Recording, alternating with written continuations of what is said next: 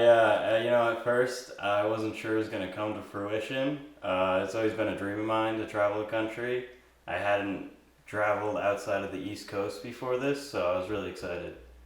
Well, that day was a little surreal because it started to set in that we were actually taking this 2-week trip across the country.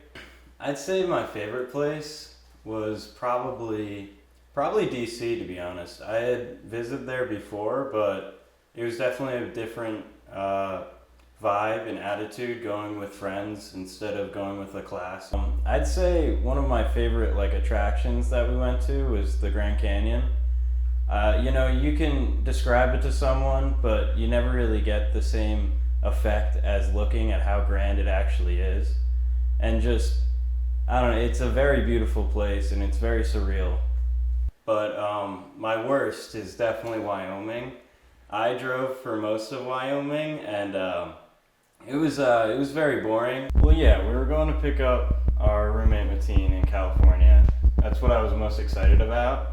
I was walking into that gas station, and just almost under her breath, this lady asked if I wanted a free dog. And I at first was just like, "You too," and kept walking because that kind of offer has never been made to me. It was just bewildering, but I accepted, and we went over and looked at the dog, and it was a beautiful dog. I was very surprised, and after hearing the story about how they just simply couldn't care for the dog anymore, I just knew we had to take the dog with us. It had looked like he had been living in the van for a while. He didn't have much. He was very dirty. He was getting pulled on a rope. And she told us that his name was Buster, but they usually didn't use that. They usually used different curse words and things to yell at him.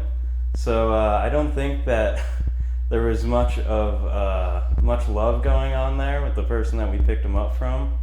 And once we had Ozzy, she was eager to take off. She didn't want to be able to be in contact or anything. She had also learned that we were several states from home, and that didn't seem to be an issue for her at all. So we definitely tried to get back home much quicker than we were on the way there or anything. We didn't stop for as many scenic areas. My parents' main concern about it was that we were traveling in a minivan all these miles back and forth, and none of us were skilled mechanics or knew much about cars at all. So we were very fortunate that we didn't have so much as an engine problem, low on gas, or anything wrong with our tires. Everything was smooth sailing, and we were really blessed by that.